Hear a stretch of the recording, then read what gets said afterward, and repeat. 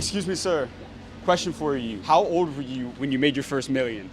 Million or billion? You made $1 billion? Well, I sold my company for 800 million. For how much? 800 million. You sold a company for 800 million? I did. And I go all over the world interviewing the most successful entrepreneurs on how they made it for the younger generation. Could we get 1 minute with you for our channel real quick? Sure. What type of company did you sell? Payments. Braintree, Venmo. If you ever paid somebody with Venmo. Like Venmo, the app? You sold Venmo? Yes. Or actually, could we ask you a couple quick questions? Sure. How long have you been a business owner? When I was 21, I determined that I was going to try to make a difference in the world, doing something interesting for the human race. And I thought entrepreneurship was the path. I didn't know what to do, so I thought making a bunch of money would be a good solution. And then when I made the money, I would figure out what to do in my life. How old are you now? 47. Over these 47 years, if you can think about one piece of advice that you've received that maybe helped you in business or even outside of business, what's the best advice you ever got throughout your career? It would be the advice I would give to myself. The advice I never received. Make health your #1 life priority. And there was always this story in entrepreneurship where you grind as hard as you can. You'll hear stories of the person who slept under their desk or coded for 2 nights in a row. It's like amazing, they're epic. But you never hear the story like the person's well rested and has really great biomarkers and a clear head. And so I wish I would have received the advice, make health your #1 life priority, because if you do, you'll be a better entrepreneur. And I really missed that. I traded health for wealth, and it hurt my ability to create wealth. And there's that saying that I love, that a rich man wants 1,000 things,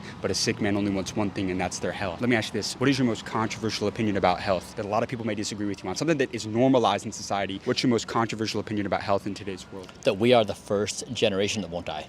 What do you mean? We are the first generation who will not die. Like, dies and like actually... That's right. So you don't plan on dying? That's right. How old realistically do you think you can live until? I'm chronologically 47, but biologically, my cardiovascular ability is age 18. My lung capacity is age 18. My telomeres, my end of chromosomes are age 18. So my body functions in many ways like an 18-year-old. And so when you start measuring the biological age of your body, it's very different than the time which you were born. So that's what I wish I would have learned. Typically, people perform very well in their youth. There's skill sets. There's physical ability, mental ability, emotional ability that peaks typically in like early life stages, and then it declines with older stages. Especially that's true if you're grinding very hard. And so this is why I say making health your top priority, because if you do so, you're going to be in peak performance. Like the difference between being healthy and non-healthy when you're thinking is like night and day. And so that's why I think being an entrepreneur, making health your top priority is the highest yield thing you can do for your company. So you said that you're 47, but you have the cardiovascular endurance or capacity of an 18-year-old. So are you like reverse aging? Yeah, I guess you could say... You're slowing down the progression of how you're exactly. aging. So you can do two things. One is you can reverse aging damage. You can slow down speed of aging. So my speed of aging currently is the slowest in the entire world. So there's 5,000 people all over the world competing for the lowest possible speed of aging. We call ourselves Rejuvenation Olympics. And I'm #1 in the world on doing this. So my birthday happens every 24 months. And so I've made a new Olympic sport out of how to slow down your speed of aging. So in many ways, I'm an entrepreneur again. I'm trying to create a brand new sport. And the new sport is don't die. It's like we are the first generation who won't die. And if you take that path, what do? Like you want to slow down your speed of aging, you want to reverse aging damage, and you want your body to operate basically functionally like an 18-year-old. Now I'm 22 years old. Yeah. My original goal was to live until about 80 years old. I was like, hey, that's good. Let's say I want to live to 100. What's the #1 thing I should be doing right now on a daily basis to make that happen? First, those are rookie numbers.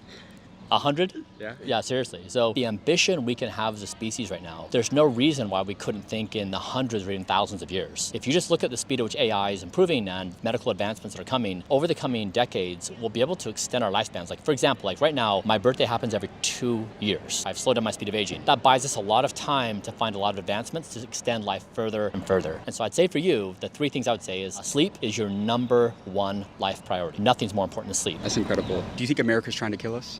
I will tell you, I've tested over the years everything I put into my body. So all the air I breathe, all the food I eat, all the water I drink, and the world is toxic. Like you've probably heard this, but when you see the data, it's terrifying. Give me an example for people that really don't know, like how toxic, like maybe the littlest things are, like the water we drink, or just something that you think would surprise a lot of people. I mean, everything. So we just started testing a bunch of stuff. So like common things like foods you buy in packages. They have heavy metals like mercury, cadmium, arsenic, lead. They have agrochemicals like glyphosate. So everything you eat has chemicals, and very few companies test. So we've been testing everything. It's really contaminated. We just tested a diaper just because we were trying to figure out. It has these dangerous levels of glyphosate, this chemical. We tested dog food, has high levels of mercury. And so it really is in all the food supply. And so we're now working on trying to source our own foods, test them all for all these chemicals, and try to have a pure food source, which I've done for myself, trying to make it available to others. But these are the kinds of things you need to nail down. You just don't realize every day how how exposed you are to contamination. I know that you said that your goal is to live forever, and you brought up how me wanting to live till 100 is rookie numbers. That's right. How old do you think you possibly can live until?